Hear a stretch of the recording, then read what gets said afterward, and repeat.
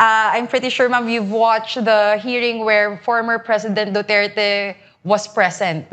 Do you think, ma'am, it was bullying? Do you think that their objectives were met? Ibang klase naman si Presidente Duterte. Kahit gusto mo i-bully, hindi nabubully yun eh. Talagang ibang level. Tuwan-tuwa nga ako eh. Para kami nanonood ng basketball eh. Tuwan-tuwa nga ako manood. Kaya lang, eto nga,